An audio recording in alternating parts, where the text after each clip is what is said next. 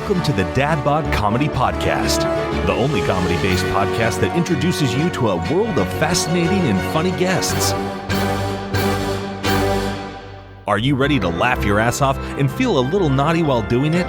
Then please give it up for your host from the Dad Bod Comedy Tour, comedian Billy Hoffman. Hey, what's up, everybody? Welcome back to the Dad Bod Comedy Podcast. I'm your host, Billy Hoffman. Of course, you know that because I'm a huge deal.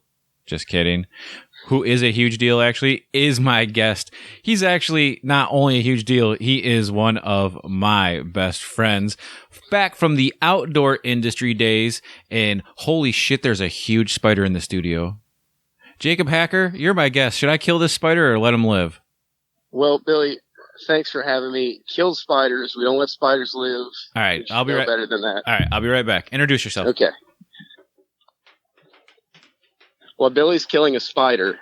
He's a esteemed bug killer from way back. If you ever get alone time with him, ask about his ladybug killing safari in Ohio a couple years ago. It's very intriguing. And what's taking him? What took you so long to kill a spider, dude? I had to find the flamethrower. Kill that bitch with fire. Oh my gosh. All right. So I actually did still have my headphones in, so I heard what you talked about. So we'll get into that in a little bit. But guys, you know, here on the show, we try to do back-to-back episodes or every other of funny and fascinating. Jake's kind of an enigma in this regard because he is absolutely fascinating, and the dude's actually pretty funny. So I actually have him on the show, though, to talk about some of the fascinating stuff he did. And I like how I say, introduce yourself, and all you do is talk about me. I appreciate that. Well, I'm trying to save the best for later, Billy, but you're welcome. All right. So, first of all, tell us a little bit about yourself. So I'm 31 years old now, I guess. I work in the outdoor industry as a sales manager. Spent 10 years as a cop, and got to know you through writing and the outdoor industry. And before I did everything I did here, I got to work in South Africa as a hunting guide. I've got to work in New Zealand, hunted all across the U.S. and Canada, North America. So that's the extremely short bio recap version. Yeah, and you touched on a few things right there. Now, to be honest, I have quite a few people in law enforcement coming on the show, so we're going to leave that aspect of your career out. Not that it's not important. I really appreciate you and thank you for your service to the communities in which you serve and us as a nation. But I do want to talk to you about Africa. So we're just going to hop right in, guys. This is I've heard this story. Okay, so there's no secret. I've had a couple podcasts before, and every time I have a podcast, I always have Jake on multiple times, right? And I've been around a campfire with this dude multiple times. So I've heard this story multiple times, and it's so good. I want to hear it again. So Jake, first of all, tell us how you got into Africa at such a young age, how you started working there. And once we get to that point, I got to hear the lion story. Okay. Yeah, so I started out, I worked for, I hunted a lot when I was little. Yeah, I say little, like 12, 13, 14. A lot of people start getting that. But, I killed some small animals, that we're all proud of when we start. And I wanted to get them mounted, but I couldn't afford it. So I went and got a part-time job working for a taxidermist and a butcher shop. And after working there for like 3 or 4 years, we did a lot of African stuff. People would send over their African safari mounts, their lions, and impala, and whatever.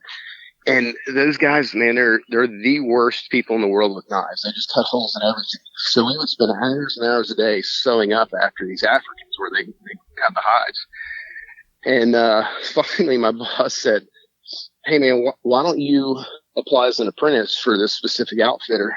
Go over there with them, spend some time, and teach those guys how to sew while you're over there." So I talked to the outfitter when he came in for a show one January and hit it off real well. And they invited me to come over and work as an apprentice. And, basically my main job was to teach the Africans how to skin, which only took like 3 days because they were pretty much skinning with dull blades and sharp rocks.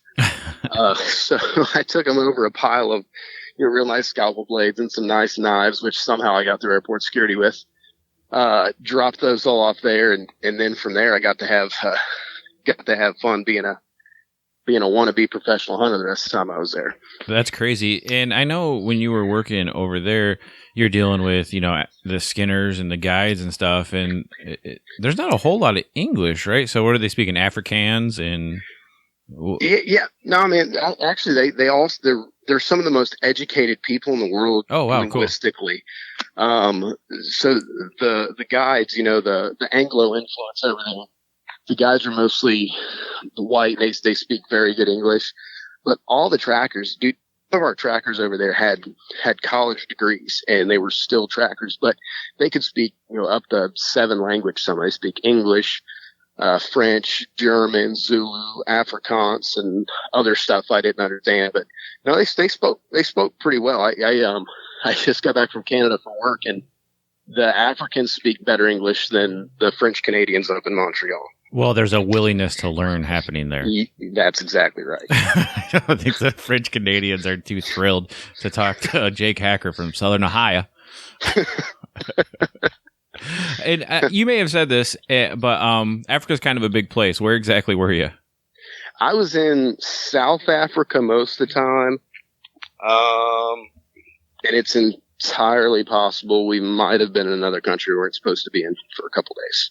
Like bumped up into Botswana or something like that? Yeah, I don't think the statute of limitations is up yet, and I want to be able to go back, so I don't know if I can talk about it. Well, I'll talk about it. I've seen pictures of you with a zebra, and I know the zebra are in Botswana, so go about it. No, there's zebra all over, man. I know, I was making shit up. Put a stamp on it. No, I think we crossed into Zimbabwe for a little bit during a lion hunt. I think is what happened, but I don't know. I mean, this was in like 2004, so it's not like the GPSs were accurate. They were within like to 30 feet, and we're too busy, and I don't really care because there's nobody around anyway. So yeah, I mean, if you think about that, President Clinton released the GPS technology in what, 99, 98? So as far as consumer GPS goes, your Garmin was just getting started. So yeah, who the hell knew? And it's not like there's clearly marked in the middle of the bush. No, there's no road signs or border fences there. Yeah, and again, you were how old? I was 17. Yeah, that's just it's funny as now we're both in our 30s and we look back on like the trip of a lifetime. You were in Africa skinning animals, and I was at Disney on stage. What a different life we've led. Yeah, it's changed a little bit. The lion and Pumbaa I dealt with were from Lion King, with Simba and Timon, and you're dealing with the real stuff. I never really thought about that. We both worked with warthogs and lions. That's I can't believe we went this long without drawing that comparison. Right, yeah. Guys, literally until recently, just because we've been super busy, me and Jake talk almost every day, so the fact that didn't come up. Hey, I've worked with lions before. Yeah, Simba. Anyway, okay, so enough talk about why the hell am I talking about lions? You're on the show to talk about lions. So Jake's got a bunch of cool Africa stories, and depending on how long this goes, we might get one or two out of them. But if we're going to get one, it's going to be this one. All right. Well, so I might make me tell this a little bit different instead of just me blabbering on the whole time. I'm going to make you poke at some questions, what you want to know a little bit. But so when we hunt lions over there, basically you start out by killing a small antelope, a small impala or springbuck or something like that. Kill a bunch of them. You gut them all. You throw all their guts in a bucket. It's really gross and disgusting.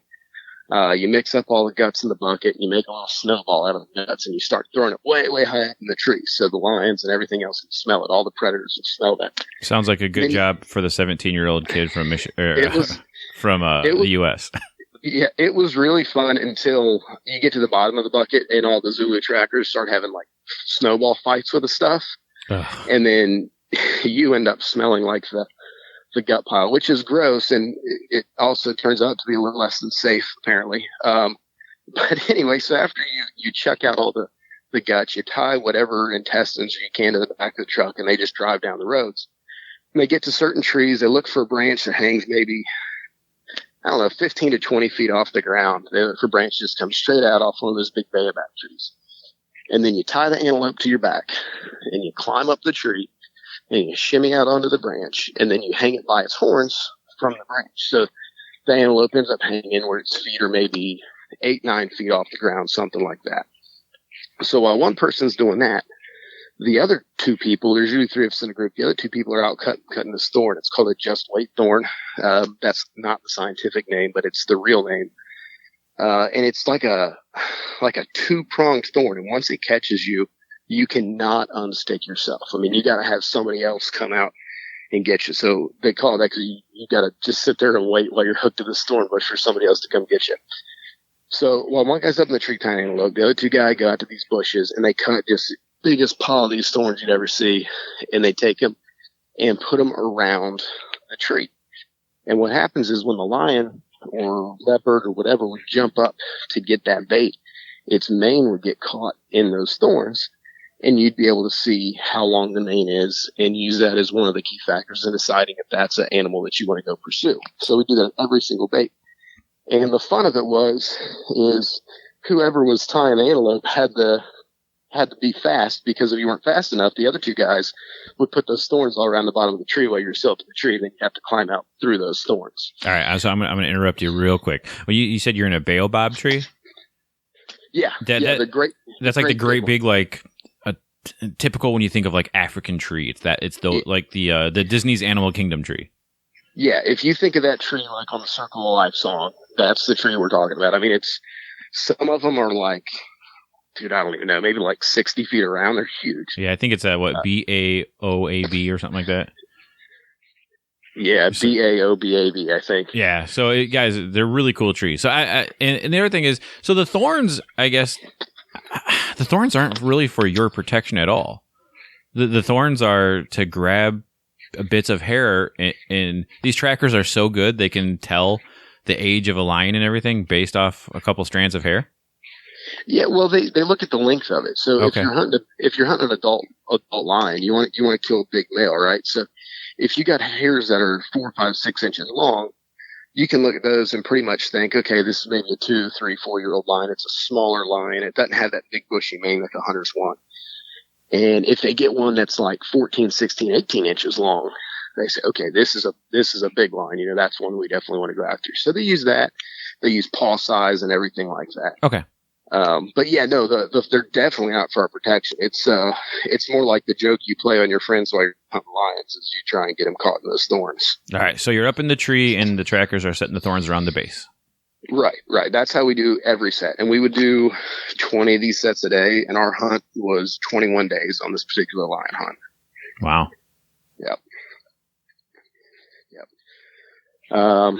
Yeah, I mean, it's really disgusting. Stop me if I get too gross, but it's that heat, man. It's 90, 100 degrees some days there. And those carcasses just kind of turn into little bags full of soupy, maggoty lion bait, but it's what pulls them in. It's really a disgusting process. Yeah, it doesn't sound pleasant at all, but then again, no. I mean, you're dealing with something that's going to get a free meal, and the nose is going to, be the key. I can imagine that it brings in everything. I mean, I don't know if you had like leopards around you, or I guess cheetahs probably might not be interested, but like the jackals and the African dogs and hyenas and stuff like that. Yeah, it brings in everything. That's partly why we hang it how we hang it. When they do leopard baits, the ones that I was a part of, we actually hung those a little closer to the tree, and we didn't put the thorns around the tree. We would put the thorns around the tree, but leave a pocket where the leopard could still go up the tree, because the leopard will go up those baobab trees, and in the top of those trees, there's actually like a nest in the top of every one of them. It's not like a trunk that goes straight to the top. They kind of bush out. And if you get up in those trees and get up to where that nest is, you'll find skulls and skeletons and all this stuff, and the stuff leopards have taken up the tree. So if you're hunting leopards, you usually leave a spot open where they can get up there and drag it up the tree. If you're hunting lions, you want to hang them farther away from the tree. And the hyenas and jackals and everything else, they can't reach up that high. So it's part of why you place it, how you place it, for depending on what you're hunting. Yeah, that makes sense. So, okay. So back to your lion story. Are you in the tree at this point, or are you still snowball fighting with guts? Well, so after a whole day of snowball fighting with guts and hanging these baits, we were down to like, I don't know, 3 or 4 left to hang. And usually the African guys would carry the antelope on their back and go up the trees, because they're a lot stronger, and you just get used to doing it, and it's kind of difficult to carry a 80, 100-pound animal up a tree with you. But this day I'd done a couple, and I went and found a tree man, I was racing up there. I threw this Impala on my back. I threw Impala on my back. I get on the branch. I get it lashed up perfect. And I did it in record time, man. It was, I knew I was going to beat the African. So I looked around to gloat a little bit, and I looked down at the base of the tree where the thorns should be. And there weren't any thorns there yet. So I'm thinking, okay, I did a good job. Well, then I look around at the thorn bushes, and there's no Zulu trackers around the thorn bushes. There's nobody around. It's just me up this tree. Which I didn't know, maybe they're playing a joke on me. They had something else to do. I didn't know, but we had hiked in a pretty good distance from the truck. And after a little bit of sitting up in the tree, I start hearing this big Toyota Safari pickup trucks you see on TV. I start hearing one of those just ripping through the sand coming at me. And, I see in the back is the Zulu trackers are in the back of the truck already. And it hits me at that point that something bad's happening. The guides all raise their rifles up and point their rifles behind me. And they're yelling at me, jump out of the tree, get out of the tree, get out of the tree, jump out of the tree. Yelling everything that they can yell. So I jumped from about, probably 10 feet up from where I climbed down, jumped out of the tree, raced in the back of the truck, dove in the truck while it's still driving away. And I turned and looked behind, and there were 3 lionesses that were, I don't know if they were in the tree with me or they were at the foot of the tree when I jumped out. Oh, but they were right there. They had me treated. I had no idea they came in so quiet and silent. But I guess the trackers had seen them, ran back to the truck, got the guide, and they came screaming towards the tree at me. And we got out of there kind of just in time. But they chased me towards the truck. Now, I mean, hindsight's 20/20, everything. But a few questions. Did you ever know they were there until you were in the truck? I had no idea. None. I mean, nothing at all. And, you get kind of wary and scared when you're doing this, especially when you're new. We don't have lions in Ohio. I'm not used to walking around the woods with lots of stuff that can kill me. So, you're kind of on edge. But after 15, 16, 17 days, however long it was, you start getting a little more comfortable and complacent there with it, and you stop looking for them so much. But you're also talking about one of the sneakiest silent killers in the world. So, dude, I don't know. I mean, they could have been in the tree with me when I climbed up, and I didn't know. I have no idea. Yeah, and it was all 3 of them too. Yep. That's absolutely nuts. Now, next question is, do you think they were chasing you in a predatory manner towards the truck, or territorial, or just lions like doing their bluff charge thing? I was bluff charged many times while I was there. It was definitely not a bluff charge. There's our next story. Yeah, I don't really know. It could have been that had I not had these gut snowball fights all day, I would just say it's territorial. With the fact that I smelled like a gut pile too, and I was just moving, I don't know. It would have been bad either way had they caught me. It wouldn't have been a good outcome. Probably would have been the same either way. Wow, that's incredible. Guys, now you know why I'd make them tell the story so many times, because it's one of my favorite books is Peter Hathaway Capstick or Capstick Hathaway. God dang, I should remember that order. It's Hathaway Capstick. Hathaway Capstick. Yeah, he has a book called was it Death in the Long Grass or Death in the Tall Grass? Yeah, and for those of you who are into not only hunting, but just like African safari or history, all his books are great, but that one is absolutely amazing. It's about lionesses that are preying on, they made a movie kind of about it called Ghost in the Darkness with like Val Kilmer. Mm-hmm. And there's a bunch of bull crap in that movie. They made the lions males, and there's a bunch of like Remington wasn't actually there, but it's movies versus real life, whatever. Mm-hmm. But the lionesses that Capstick was actually dealing with are actually mounted at the Chicago Field Museum. Here. Oh, that's cool. I didn't know that. Yeah, you can actually see them. They're actually mounted. From what I've heard, it's been a few years, like 10 since I've been there. From what I heard, the mounts at this point are in pretty bad shape, so you can't really get too close, like kind of behind glass type deal. Sure. But they do actually have them. It's really cool. And so any of you out there that happen to have a signed copy of any of his books and want to gift it to me, I totally would totally appreciate that. You've got now. Have you read Have you read The African Adventures by Peter Capsicus with Teddy Roosevelt in it? Yep. Anything Capsic's written, I've read. Oh, it's killer. That book's awesome. It's got some really cool stuff, and it actually talks about the exact place where I got attacked by that lion is one of the places that Teddy Roosevelt hunted. Oh, yeah. That same concession. Yeah. I didn't know that. That's crazy. So we're about 20 minutes in. So, I try to get these to go about half an hour or so. And I absolutely love that story. There's another story that Jake tells a lot. And before we go there, we just got to cover this. If you're sitting here thinking, Cecil the lion, how dare you, lion hunting, big game hunting in Africa is wrong. I really think you really need to do a little bit of research. You really need to realize that if it wasn't for hunters, these animals would be poached. We put the value on them to protect them. I'm not going to get too preachy on it, but if you got this far in the episode, you probably don't have a problem with lion hunting, to be honest. Maybe I should have put this at the beginning. Should have started with that, yeah. But those of us who are not even pro hunting or apathetic to hunting in Africa, we really need to do our due diligence and reach out to people who just see it as trophy hunting. They don't understand the full aspect of it. Is there some bad people in every crowd? Absolutely. But on the whole, those animals are there because of sportsmen, because of us who are, feeding villages and paying our money and doing what's right for the country. So, okay, there's my little rant. Anything I said wrong or you want to add?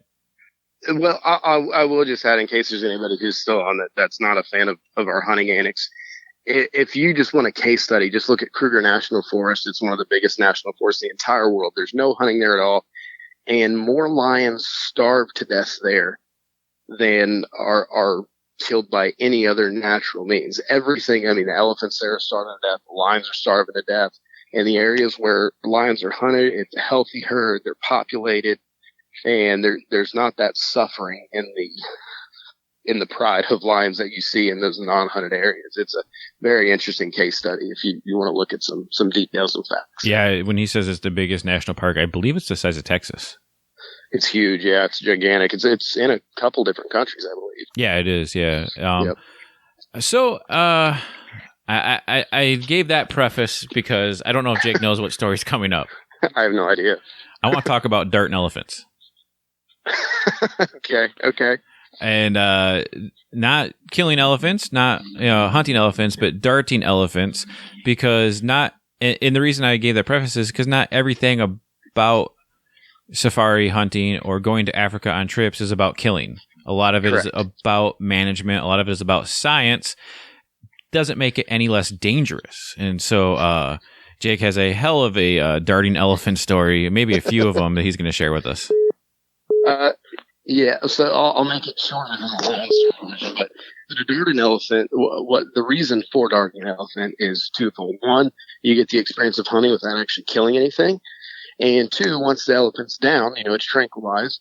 There's a lot of scientific study and research that goes into that animal when that's done, which is beneficial for elephant herds around the world. So the standard protocol once one is darted is you put a microchip in both the ivories in case it's ever poached. So you can track it. I didn't even know that. I had no idea. Yeah. No, it's really cool. So the microchips go in and the hunter gets the microchip code, and there's a program or an app or whatever they can log into and track in real time their elephant. So it's kind of a cool thing when you get home and see, elephant's right here. Now, still track it by those microchips. Can the poachers get those out? Yeah, but they're too stupid to know they're there. They're very well hidden. Ivory's a big thing. Microchip's a little thing. And okay. They don't really pay attention to them because a lot of times there's so many elephants get poached there that they don't know which ones have them and don't. But okay. We also put a tracking collar on this particular one that we darted, but they don't do that on all of them. But the tracking collar is a pretty good sign that there's going to be a microchip in the ivory somewhere. And then they check all the dimensions and weight and everything. But the hunter can go and get like a replica trophy of the mount of the what the ivories would look like, and they can get them really accurate. So it's cool to get that upfront experience with the elephants, and still be letting them live when you leave, because they are just a cool, majestic family animal. But the story of the particular hunt, the hunt actually only took one day to go dart this elephant. It was a problem elephant. And we went out, and the hunter was this rich guy from Texas. Hope he's not a listener of your show. Before we bash this guy, why was it a problem elephant? Explain to how the locals look at these things. Elephants are probably the most territorial animal in the entire world.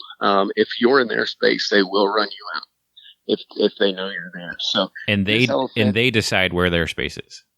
Right, and it can change at a whim. They don't, they don't like anybody in their area, especially during the calving season, which happened to be the time we were darting this elephant. But no, they come in, man. They'll flip over cars, flip over trees, rip up your tents. We were sleeping in tents on this hunt. It's not like we were sleeping in these great big brick shelters. We're in, literally canvas wall tents. There's no protection there at all. So I've read way too much capstick to ever sleep in a tent in Africa. It's the only way you can do it on most of these concessions, because any natural wildlife concession over there, you cannot erect a brick structure on the premises. So they'll have you sleeping in wall tents. They might be really, really nice wall tents, but it's still a tent. It's a beautiful place to die. Yeah. No, it would have been cool. I'm glad I didn't, but yeah, plenty of opportunities. But no. So anyway, this guy from Texas. This guy from Texas. So we get up to go on our elephant hunt, and dude's wearing a bright white linen shirt. And I guess like he manufactures these shirts in Texas. He works for the linen company, and he's really proud. So I think anybody who's ever seen a hunter knows we wear camouflage, or over there they wear a lot of tans and greens, just solid colors. But bright white is probably the worst possible choice of a color you could wear. But it's kind of customer knows best over there. He's paying a lot of money to come do this, so you let him do what he wants to do. So we got chasing these elephants, and the first one we chased, we actually came upon the afterbirth of a calf. And within about a minute of finding that, we were driving 60 miles an hour away from a cow elephant that was chasing us back into the camp. So we get back into the camp, decide to go after a different elephant. Very, very quickly, we find this elephant, get up in it. It was no challenge at all to get where we needed to be just this particular time. And the hunter made a good shot. He put a dart. You actually aim in their hind end instead of any vital area. So he put a dart right in the elephant's butt. It goes down. We microchip it. We collar it. Take some pictures. Thing snores like a Volkswagen when it's sleeping. It's on its side. It's not a natural sleeping position. How long does it take for the medicine to start? Half hour to an hour. Yeah. You dart it and then you kind of track it. And okay. when the guy actually darted, he actually ran behind the rest of the group. He shot the dart and then ran backwards behind the other. There were probably 13 of us in the party. He ran behind everybody and hid. Which, I don't blame an elephant's a big animal, and he was in a bright white shirt. So I think he realized the error of his ways at that point. But no, we darted. Elephant doesn't even really feel it. Doesn't really make any big moves or anything. You just follow it till it goes down. Oh, yes. I figured it'd be like a bear when it gets hit with an arrow, because he's like the biggest, baddest thing, and nothing's going to swat, something that big. So I thought the elephant would get pissed, but he doesn't know. The skin's so thick. Huh? It probably felt just like one of those little tick-eating birds that are on him all day. Okay. I'm sure it was a very natural feeling. He didn't have any reaction to it at all. So then we had a helicopter ready so we could track it in case it ran, which it didn't. So the helicopter was just flying around for a while. We microchip it. We pull the collar out, which to pull the collar out, it's like a leather collar with a big transponder on it. So it probably weighs 50, 60 pounds. And it took like 10 of us to lift the head up, and then 2 guys pull the collar out and swap it out. Because it already had a collar on it from before. Drill it, microchip it. The tradition there is you can pull one tail hair off the elephant. They got really cool hair. It's almost like a piece of, like nylon rope or something. It's really neat. So you can pull one off, but if you pull too many hairs off the elephant, they can actually die because they can't swat the flies away from their backside, and they can end up with infections if you pull too many hairs away from them. So they only let you pull one off. So you keep that little souvenir. It's kind of cool. I still got that somewhere. But yeah, so that was it. So we go back, we celebrate, everybody's around the campfire. They're having some drinks, and, I'm having a good time watching everybody. But one of my jobs while I was there the next morning is to get up. I'd start a fire with everybody's water, so I'd have hot showers, and then I'd make everybody's tea and coffee in the morning. So I get up to make everybody's tea and coffee, and I start going around to the kitchen. So the kitchen area is like a kind of brick, maybe 2 foot tall area. It's not permanent, but it's just stacked up bricks. So I'm in there making tea and coffee, and I start hearing these trees just crashing all over the place. And I peer up and look, and about 30 yards away is the bull elephant that we darted. It followed us back to camp, and it was in the process of destroying our camp. So it was picking up trees, throwing them on tents, throwing them on the trucks, throwing them in the kitchen. And how far from camp did you dart this thing? Oh, probably like 10 miles. I mean, it was a long way. So you followed the tracks. Yeah. Well, I mean, what we did is actually drove out to where we knew these elephants were, and then hopped out of the truck and tracked them. Okay. And the elephant then would have followed us back. Jeez. I guess by vehicle to where our, obviously he was in a vehicle, but followed the vehicle tracks of the road where we drove to get back to our camp. So, yep. So it destroyed 3 or 4 tents and messed up one of the trucks pretty bad. And I was pinned down in the kitchen for about 4 hours, and I got fussed at pretty good the next morning for not waking everybody up on time. So. And was anyone hurt? No, nobody got hurt. The tents that were good, there was nobody in them. They were just there for another camp that was coming in. So we were able to cut new lodge pole and everything for that, and fix those tents back up. But we were fortunate no one was injured in the events, because it would have been bad had there been people in those tents. Yeah, I mean, everyone thinks of like lions and the big cats, and even like crocodiles and hippos and stuff is the dangerous, but they always forget buffalo and rhino and elephant, right? Yep, yeah, they're bad. And then there's even some little antelope over there that are more dangerous than lions. Some of the other animals we traditionally think of. Oh, just because they'll charge you and try to spear you, or what? Yeah, like a bush buck is one of them. It's maybe like 100 pound, 100 to 150 is probably a large range on a bush buck. They've got 13, 15, 18-inch spiral horns. Are they black? Twists. Like black with a white belly? Yeah. Okay, they can have a little yellow in them or something like that. Yeah, we shoot them on the 3D range. That's how. Yeah, there you go. Yeah, so those little guys, though, if you shoot one of those guys, they're super aggressive. If they know where you're coming from and you shoot them with an arrow, every single one of them that I saw shot charged us. Wow. Yep, and we kind of dodged and weaved. It wasn't too big of a deal, but there are a lot of people getting impaled by those every year over there. Yeah, that's nuts. I didn't even realize that. Yep. No, so again, and guys, that elephant's attacking camp. It would have been nothing to kill him. You guys had firearms in camp, but again, that's not why you're there. You're there for the science. You're there for everything else. And if a poacher's out there and he has a choice between, he has this elephant in front of him that's got a big old collar on it. He's not going to shoot that one because the chances of getting caught are better. So again, right. You're just saving elephants' lives, by taking hunters out after them. Just to reiterate that. Yep, and they do not do good things to poachers over there when they catch them. I was in camp when they actually the elephant we darted was poached, and the aftermath of finding the poacher camp when we tracked the GPS tracker back was a very, very bad day for those poachers. Yeah, that's absolutely crazy. But dude, thanks a lot for coming on the show today. Yeah, thanks for having me, man. It's fun to talk about. And, absolutely. Again, fascinating. And you want to promote or plug anything? Go ahead. No, I'm good on promotions and plugs, but since it's a little different format than what I'm used to doing with you, I would encourage anybody, if you've never done anything that almost gets you killed, it's like the most fun you can have in life is to almost get killed and then live through it.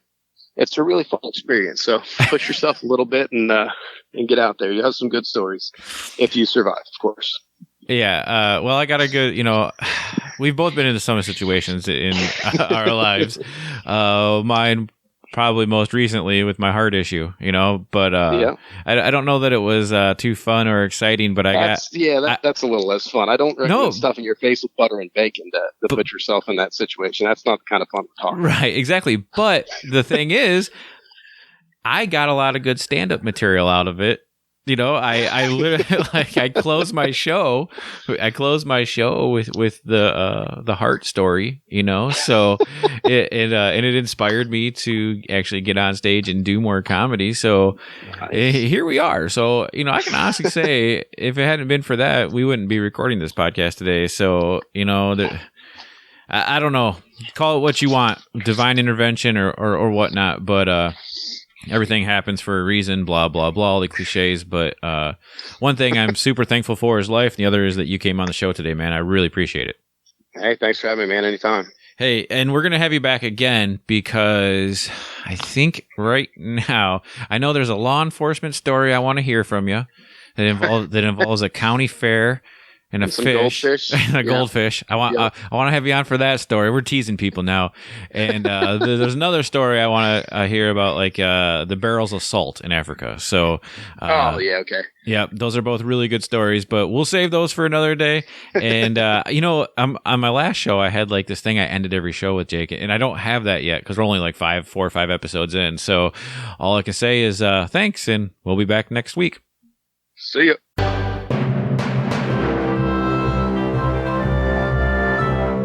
Thank you for listening to this week's episode of the Dad Bod Comedy Podcast.